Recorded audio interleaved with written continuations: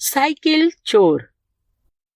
एक गांव में दो दोस्त थे, मीना और दीपू।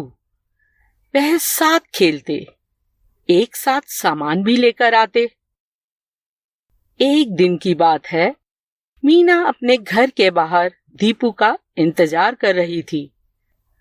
उन दोनों ने कुछ सामान लेने लाला की दुकान पर जाना था, अपनी अपनी साइकिलों पर। जैसे ही दीपू आया, मीना ने कहा, दीपू, तुम इतनी देर से क्यों आए हो और तुम्हारी साइकिल कहाँ है? मीना, मेरी साइकिल चोरी हो गई। रोज की तरह मैंने कल रात को भी अपनी साइकिल घर के बाहर खड़ी की थी, लेकिन आज सुबह उठ के देखा तो साइकिल वहाँ नहीं थी। मीना बोली, हो सकता है तुम्हारी साइकिल चाचा जी ले गए हों। नहीं मीना, पिताजी घर पर ही है। जो हुआ सो हुआ, क्या कर सकते हैं। चलो लाला की दुकान से सामान लेके आते हैं। मीना दीपू को अपनी साइकिल पर बिठा के लाला जी की दुकान पे पहुंची। वहां जाके उन्होंने देखा कि लाला अपने मुंशी को डांट रहे हैं। मुंशी जी, अब आप किसी काम के नहीं रहे। ना आपसे दुकान संभलती है और ना ही कुछ और। मेरी मानो तो नौकरी छोड़ के तीर्थ यात्रा पर निकल जाओ। क्या हुआ लाला जी? आप मुंशी जी को क्यों डांट रहे हैं? क्या बताऊं दीपू बेटा, पिछले महीने मैंने इनको 2000 रुपए उधार दिए थे साइकिल खरीदने के लिए। ये साइकिल ले आए थे और कल चोरी भी करवा बैठे। लाला जी, मैंने तो साइकिल घर के आंगन में ही खड़ी की थी, फिर पता नहीं चोरी कैसे हो गई।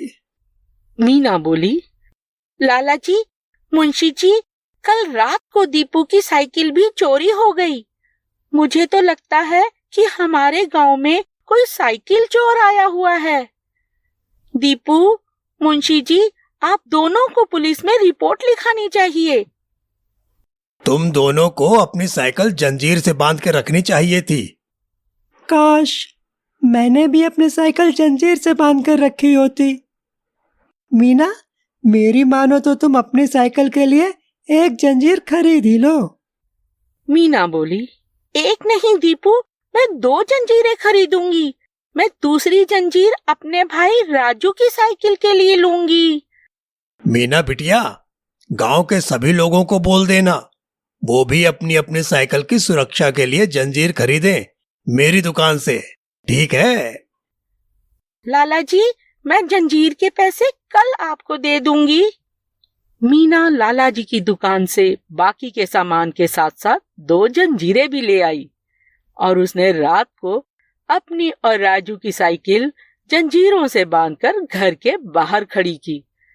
और अगली सुबह जब दीपू मीना के घर पहुंचा, मीना, राजू, क्या हुआ? तुम दोनों परेशान क्यों लग रहे हो? किसी ने मेरी साइकिल के दोनों पहिए चुरा लिए। मीना बोली, हाँ दीपू, मेरी साइकिल की घंटी भी चोरी हो गई है। गांव में पक्का कोई चोर आया हुआ है। दीपू, मीना और राजू लाला जी की दुकान के लिए घर से निकले। वे अभी कुछ ही दूरी पे गए थे कि अचानक राजू ने कुछ देखा। क्या हुआ राजू? तुम रुक क्यों गए? दीपू, मीना, ये देखो, साइकिल के पहियों के निशान। पहियों के निशान आगे पीछे नहीं, बल्कि एकदम साथ साथ है, जैसे कि कोई साइकिल के 2 पहिए धकेल के ले गया हो। मीना बोली, अरे हाँ, राजू ठीक कह रहा है। राजू, दीपू, हमें देखना होगा कि ये निशान कहाँ तक जा रहे हैं। मीना, दीपू और राजू पहियों के निशान का पीछा करते करते जंगल के पास पहुंच गए। तभी एक अनजान आदमी बोला, यहाँ क्या कर रहे हो तुम? मीना बोली, माफ कीजिए, हमने आपको पहचाना नहीं। मैं यहाँ पास में रहता हूँ। तुम लोग जल्दी से वापस जाओ, ये जंगल बहुत खतरनाक है, बहुत खतरा है यहाँ। मेरी बात मानो और जाओ यहाँ से, क्योंकि जंगल में शेर आया हुआ है। मीना, दीपू और राजू गांव की तरफ वापस चले गए, लेकिन थोड़ी दूर चलने के बाद मीना रुक गई और बोली, राजू, दीपू, कुछ गड़बड़ है। ये जंगल खतरनाक नहीं हो सकता। हमें किसी बड़े से इस बारे में बात करनी होगी। ठीक है मीना, मैं भाग के जाता हूँ और अपनी दादी जी से बात करता हूँ। मीना बोली, ठीक है दीपू। दीपू भागता हुआ अपनी दादी के पास गया और सारी बात कह डाली। तभी दीपू की दादी ने कहा, बेटा, उस जंगल में कोई भयानक जानवर नहीं है। वहाँ सिर्फ हिरन और खरगोश हैं। वह आदमी तुमसे झूठ बोल रहा है। जाओ और पुलिस को उसकी शिकायत करो, शायद वही चोर होगा। तभी दीपू ने दादी की कही सारी बात मीना को बताई। तो मीना ने कहा, इसका मतलब वो आदमी हमसे झूठ बोल रहा था। दीपू, राजू, चलो पुलिस के पास।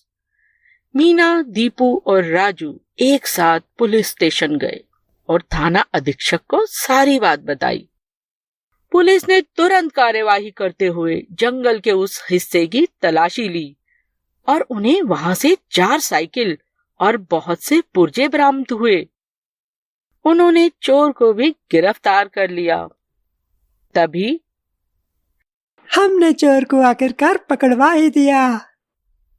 मीना बोली, हाँ, यह सब हमने मिलजुल कर और बड़ों की सहायता से किया।